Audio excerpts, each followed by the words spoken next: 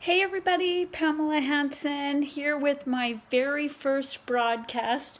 Oh, look at my hair, it's all frizzy. Well, that's what you get for summertime. I just have been learning a lot this year during COVID about how to help myself through what's going on. And one of the things that I learned was that I needed to figure out how to be a blessing to other people to keep my connection. And so I found an acronym actually that I sent out to all of you that has the word blessings and some great definitions, and I thought I'd just like to share a few of them with you. So of course, the B stands for be present. What does that mean? Well, I think it means to be authentically you. I recently took a test to see what my strengths were. It was called the Clifton Strengths Test, just $20 American, so it was kind of fun.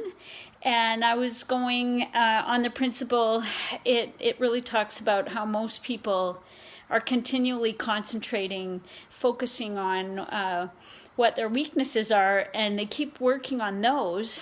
And yet, if they just focused on their strengths and built on their strengths, those are the people who actually get the farthest and do the most, because they're working on things that are going to fulfill them, and they're leaving the rest. We can't be good at everything, leaving the rest to someone else. So I thought, well, it would be really cool to find that out. So I took the test.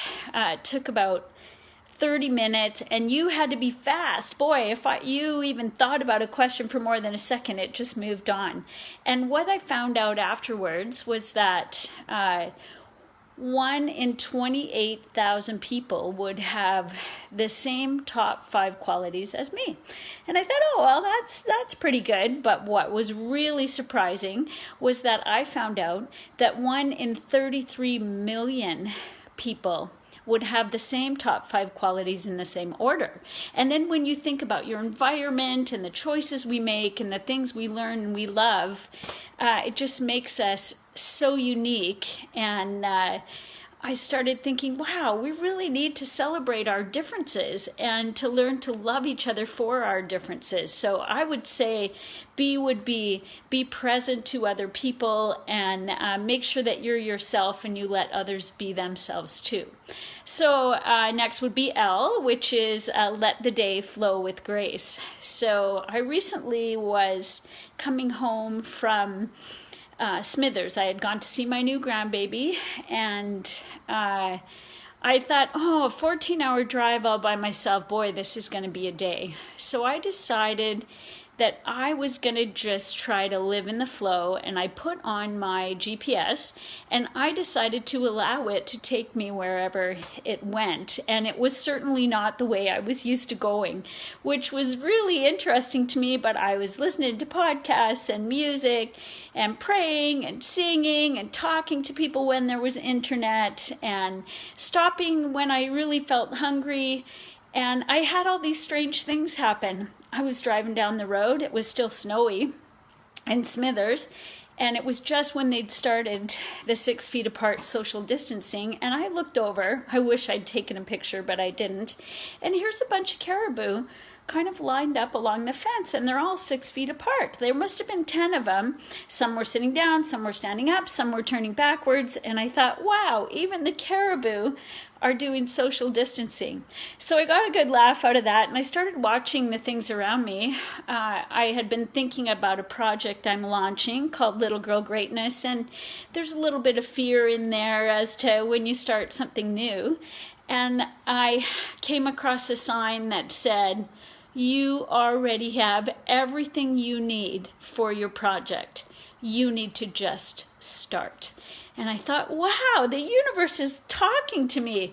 So I just kept going. Things kept happening. I just had the most wonderful day. And I actually ended the day really feeling good, almost rejuvenated, even though my back hurt a little bit. It was a wonderful trip.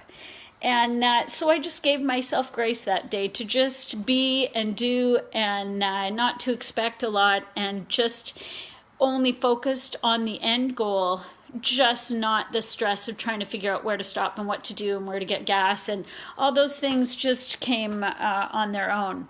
So next would be E. So E is expecting nothing and giving thanks. I don't know if you've ever seen the little girl gratitude clip on YouTube. I'm going to post it here afterwards. It's priceless.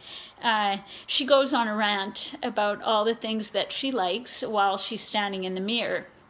And I often do gratitude rants when I'm in the car and I'm trying to get myself into a really good mood. Trying to get myself in a really good mood to show, to start my day. And it prepares me for whatever I'm doing next. And having no expectations of others and even no expectations of myself, I spent so much of my life trying to figure everything out, and in the end, I almost just needed to surrender and be open, which is the next letter. COVID has been a real big eye-opener to me.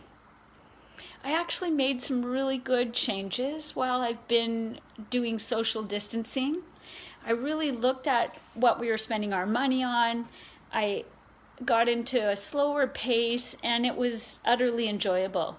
Many people that I chatted with were still upset. They were really focused on what they didn't have and what they couldn't do, and I just decided to surrender to it, and I made the most of my time. And I looked at it as a gift of time that I otherwise wouldn't have had. And then I try to practice the other S, which is speaking only kindness. I guess the saying from the movie Bambi, where the rabbit says, "My mother always says, if you can't say something nice, don't say anything at all," really stuck with me. It's easier said than done sometimes. I think just listening to another human being and really concentrating on what they say is sometimes the most kindness that you can do, helping them to feel like they're heard. Sometimes I try to only ask questions instead of telling people what to do.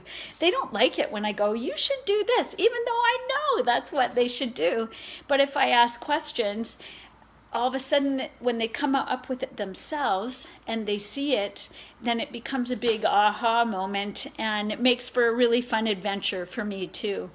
Next in the word blessing would be I, which is impart only love.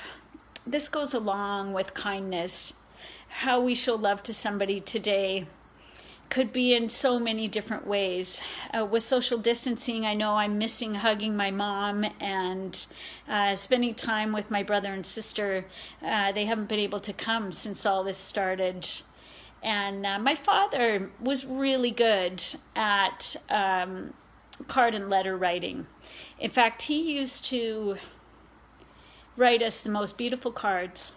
He would tell us everything that he thought was great about us. In the past, sometimes I didn't keep the card because I didn't believe what he said. So I was very happy when he passed away, and I actually found out that he'd written those lists over and over again, making sure that we knew. Maybe that card that he wrote to those people was the only one that he ever got of that kind. So maybe you could think about imparting only love today. Wow, didn't realize how emotional I'd get. By giving somebody a card and telling them how special they are. Even a compliment might be the only nice thing that somebody gets in that day. Smile at everyone you can. Everybody that you come in contact with, even that sharing love. And is for never forget you're alone. I'm sure we've all felt lonely during COVID. I know my poor mom has been stuck in a care facility for about 6 months, and it's been very hard on her. And we all have to do what we can to keep our connection strong. Even chatting on Facebook has provided a lovely break for me, My mom's been making the best of it. She's been getting out of her room a couple times a day, sitting in the common area, chatting with people. She's even started introducing herself to the new people in the lunch line.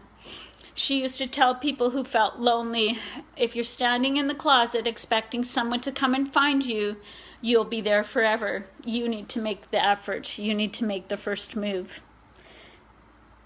And all of us are going through similar things right now. And we could all use a kind word or a thoughtful sticky note. The G is for give so that you may receive. The universe has a funny way of taking care of its own. Always holding on to your money, your time, your energy actually gives you less. I've found that the more I give, the more I receive. Lately, my heart has been for the many transient people that are in our city. I've been buying gift cards every time I go shopping.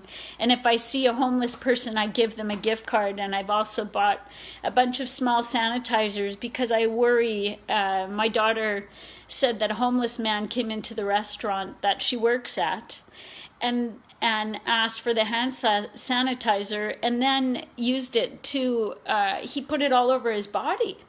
I think we need to do more for them. They don't have the money to buy the things that we're buying. S is for see goodness in others. And I guess I needed to see goodness in myself as well. Over the last 6 months, probably 2 months ago, I found myself looking in the mirror and not liking my Buddha belly. I have a weird scar from my cesarean, and it bugs me that it's there. My stomach isn't flat, and so, you may have that same issue, have a part of your body that you don't like, but I realized that that's what I was concentrating on every time I went in the bathroom, and I thought, wow, that can't be making me feel good. It's certainly not supporting me. So I said I promised myself for that day that every time I went in the bathroom, I would write something on the mirror that was something that I liked about myself. And at first I was like, oh, what am I going to say? But soon it was like, oh, I have beautiful hair, I have lovely eyes. And then I got into the things that are in my soul, my willingness to smile, my adaptability, my lovely singing voice. I'm a great cook. It just went on. And near the end of the second day, I was out and the whole mirror was covered. And my daughter, who's 16, saw it.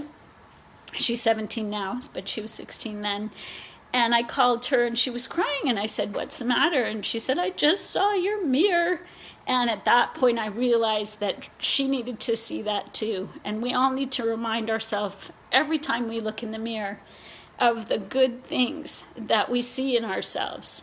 Even if nobody else tells you, tell yourself. And then think about how everybody's worth knowing. And that the quality of our life is really the things that we focus on.